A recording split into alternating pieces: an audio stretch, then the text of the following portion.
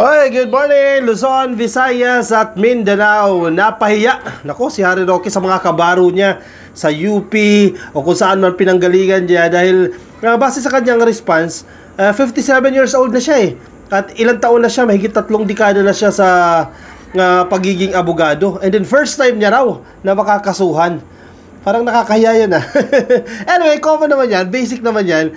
Pero ito, pinapakinggan natin si Trillanes sa kanyang argument Imbis na birahin niya si Trillanes, kasi kinasuhan siya ni Trillanes, no? Background sa mga hindi nakakaalam. Kinasuhan po ni Trillanes ng libel, libel at cyber libel, no? Si Harry Roque, si Banat Bay, ang SMNI, Ka-Coffee, patungkol dito sa kanilang mga aligasyon kay Trillanes na binenta nito ang Scarborough Shoal. So, going back, pinapakinggan natin si Harry Roque kagabi. Parang sinasabi niya na bring it on. Yan, yung kanyang linyahan, no? Nasa inquirer.net, bring it on. Ako, walang ibang line Gaya-gaya, parang first lady to. Bring it on. So, imbes na punteriyahin niya yung argument ni Trillanes, bakit siya sinampahan ng cyber libel, iba yung mga sinabi niya. Bakit daw si Enrile? Si Enrile yung una nagsabi niya kay Trillanes, bakit hindi yun ang pinunteriya? Nagtuturo na siya ngayon. Yung kesyo na areglo daw, ganyan. Itong cyber libel, tutol daw siya dyan sa cyber libel na yan. At sa libel na yan, ako, hindi niya gusto yan. Ano yan? Batas yan you have to follow. Harapin mo yung kaso mo. No, definitely kaya niyang harapin yan. Kukuha raw siya ng mga abogado. Bagamat abogado siya, pero kukuha siya ng ibang abogado para ipagtanggol siya. Tutulungan niya raw yung mga ibang sinampahan na vloggers, no, at ang SMNI. Anyway, imbis na punteriyahin yung issue, hindi kung ano-ano mga pinagsasabi. Sige, basahin natin. Bring it on, nasa inquirer.net Sige, confident no? Bring it on, Roque says after Trillanes filed libel, cyber libel, raps. Bago lang ito, Ka-Coffee, updated ito. So, kagabi ito nung sumagot si Trillanes si Harry Roque sa kanyang vlog no? Bring it on. This was former presidential spokesperson Harry Roque's response to the libel and cyber libel cases filed by former Senator Antonio Trillanes IV against him and other pro-Duterte personalities. Naiisahan kayo ni Trillanes ngayon Si Trillanes mabilis din kumilos ito no? Hindi masyadong maingay kung kumilos pero hindi masyadong maingay kung kumilos, pero magugulat ka na lang nandiyan na. O, tingnan mo itong ICC. Di ba siya nag-file ng kaso na yan dyan sa ICC? Medyo, nung panahon ni Digong, medyo maingay konti, pero laylo lang, magugulat ka, nandiyan ang resulta. Parang ganyan yung strategy ni Trillanes may pagkasundalo talaga no?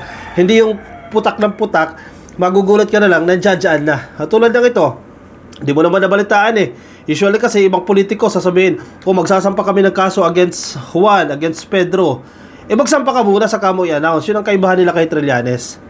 Sabi nga ni Harry Roque, parang natatakot si Harry Roque kay Trillanes kasi gumagamit daw yun ng kanyon nakahanap ng katapat Kaya hindi niya rin mabanata ng ng pagkatao ni Trillanes.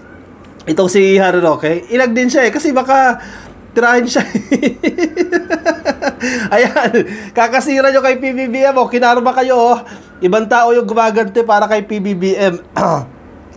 The separate complaints filed were against Roque, Sunshine Media Network International host and executives, a certain Guillermina Barido, and vlogger Byron Cristobal na mas kilala po sa tawag na Banat Bay, dyan po sa Quezon City Prosecutor's Office nitong Martes lamang. Kahapon lang po isinampa yung mga kaso na yan. A separate complaint was also filed at the National Bureau of Investigation against 6 social media account owners. He who cannot fight in the free marketplace. Ito na yung response dito ni Harry Roque. He who cannot fight in the free marketplace of ideas resort to the filing of libel cases. Ano yun? Kaya nga ginawa yung batas na yan Kasi may limitasyon yung ating freedom of speech. Baguhin nyo muna yung batas na yan, di ba? Saka sabihin nyo na nagpapahayag lang ako ng opinion ko, nagpapahayag lang ako ng saloobin ko. Kasi ang argumento nila dyan, dapat wala yung batas na yan Naniniwala tayo dyan, pwede naman yan, pwedeng alisin yan may mga ibang senador gusto nilang alisin yung batas na yan. Pero hanggat di naaalis yung batas na yan, nag-i-exist yung batas na yan, yung libel at cyber libel na yan. At dahil batas yan, you have to follow. Kasi yung iba, sinusunod din yan. Ngayon parang parang takbuhan daw ito ng mga hindi kaya makipaglaban. Naku po, ayan, harapin na lang sa korte kasi hanggang ngayon, batas pa rin yan. Naku, maraming napapahamak dyan sa cyber libel na yan. Bagamat maliit na kaso lang yan, pero maraming ano dyan, maraming napapatibong dyan. Tulad dito, hindi naman ang usapin dito ng kaso eh. Ang usapin dito, yung napapahiya yung kanyang reputasyon eh. Biruin mo, yung kanyang opening statement eh. 57 na siya, may 3 dekada na siya sa law practice, and then dumating pa sa international community yung kanilang mga kaso, and then sasampahan ka ng cyber libel ni Trillanes. Ako, nakakahiya napapahiya siya dito. Ano na? He who cannot fight in the free marketplace of ideas resort to the filing of libel cases. Wala ka magagawa dyan. Nag-i-exist yung batas na yan eh. Tanggalin nyo muna yan. By filing these cases, he has proven himself to be an enemy of freedom of expression. Ito yung pinupunto natin kanina. Punteryahin mo yung aligasyon ni Trillanes. Naku, pag may na-determine yung probable cause dyan, naku, magpapiyansa. May mapipicture na naka-orange. Ang pinupunto ni Harry Roque, kumukontra itong si Trillanes sa freedom of expression. Yun kasi ang pinaglalaban nila eh. Diyan sa Maisog Rally na yan, maraming mabibiktima dyan sa Maisog Rally eh. Akala kasi nila absolute yung freedom of expression, na kahit ano pwede mo sabihin, abay, di pwede ganun. Diba? Malaya ka magpahayag na sa loobin mo, pero hindi ka malaya na mag-akusa ng kung ano-ano at sirain ang reputasyon ng iba. Kasuhan ka dyan. Ayan, abogado, hindi maingat nakasuhan. Sana ma-determine ang probable cause dyan para, nako, ang laking impact dyan pag nakasuhan siya. Baka di na siya makatakbo. Sige, alam natin, maraming pera yan, maraming resources yan, baka umabot pa ng Korte Suprema yan, yung kaso na yan. Pero yung yung kahihiyan na dala niyan, nako, ayaw punteryahin dito yung kanyang aligasyon kay Trillanes eh. Dahil kalaban daw si Trillanes ng freedom of expression. Hindi absolute ang freedom of expression. Ang freedom of speech, ang freedom of the press, hindi absolute yan. May mga limitasyon yan. Hindi hanggang kung anong gusto mong gawin, pwede mong gawin. Kaya nga tayo may mga batas eh. Para protection yan sa mga abusado eh. Kung abusado ka, may kalalagyan ka. Ayan ang nangyayari. Isa pa nga lang yan eh. Naku, marami-rami pa yung pinagagagawa nyo sa Maisog Rally. Kung seryosohin lang ni PBBM, kung gantihan kayo ni PBBM, mas marami pang isasampang kaso sa inyo dyan eh. Kaso hindi eh, pinagbibigyan lang kayo eh. I am hardly surprised. Biruin mo ha. Nagitla siya. I am hardly surprised. Paano ba tatagalogin yan? Nasurpresa siya. Matinding nasurpresa siya. Nagitla. That's the correct term, no? Nagitla ako. Nagulat ako. As he has opted in the past to use brute force in 5-star luxury hotels rather than engage in democratic kemerut. Yan na. Valid ba yan? Pwede mo ba sabihin sa korte yan? Na bakit ikaw noon, di ba? Nag-aklas kayo, nag-coup kayo. Hindi mo pwede sabihin yan. Stick to the matter, di ba? Ano yung pinag-uusapan natin dito? Yung cyber libel na kaso na isinampa sa inyo. Yung libelous statement na binigay mo against Trillanes. Nako, may napahiya.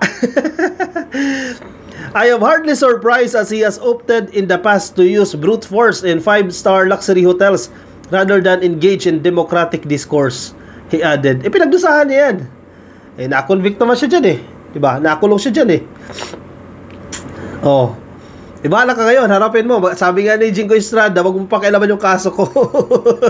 Sikasuhin mo yung kaso mo.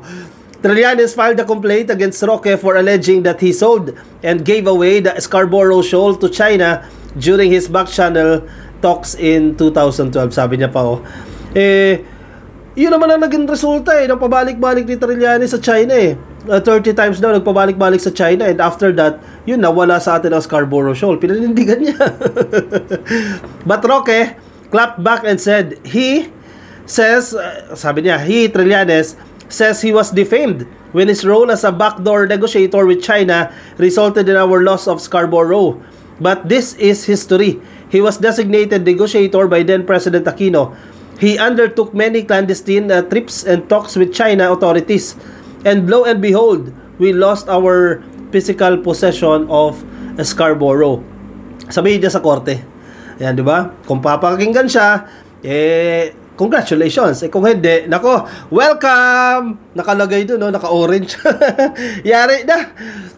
Bagamat available naman ito, makapagpiyansa siya dyan, marami naman siyang pera dyan. Pero yung the fact na nakasuhan ka, international lawyer ka, tapos well-acclaimed, yan yung gusto mong ipalabasin, no? Well-known lawyer sa international community. And then, makakasuhan lang ng cyber libel. Insulto yun sa kanya yun, ha? Insulto sa kanyang profession yun. He has never made public what in fact he negotiated with China. This is a fact. Then Senate President Juan Ponce Enrile threatened to expose his deeds. The latter desisted because of national security concerns. O yan, nagtuturo kay Enrile. Hayaan mo si Enrile.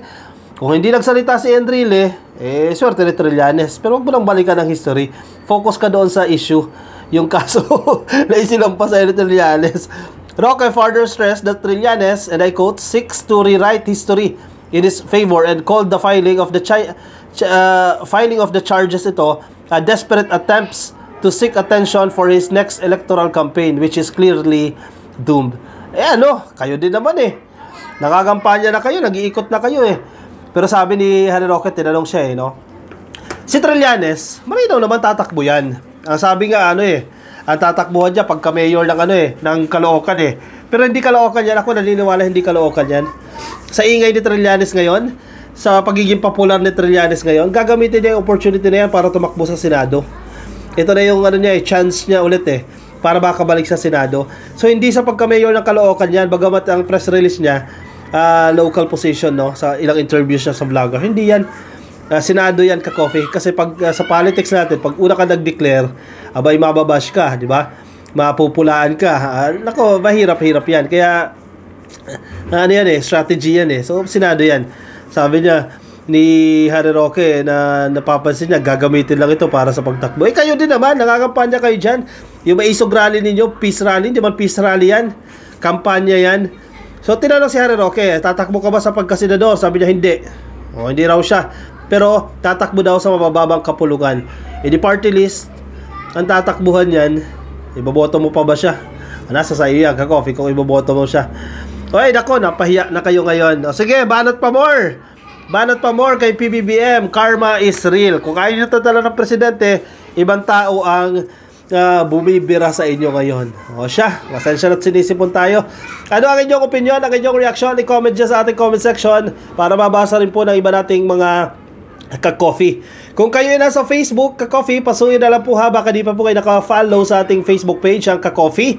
Ayan, i-click lang po yung follow. At kung nasa YouTube po kayo, ay i-click lang po ninyo ang subscribe. Samantala, yung hindi pa nakapag-attendance check, papasok lang sa atin, please like lang po yung video na yan, nasa baba ka-coffee. I-click lang po yung like yan sa baba.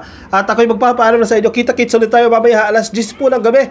Tuwing alas 10 ng gabi ang ating live stream. Everyday po yan. May araw lang. Minsan Sabado hindi tayo makapag-live stream, Pero everyday po yan. Alas 10 po ng gabi. Philippine time. Alright, sige.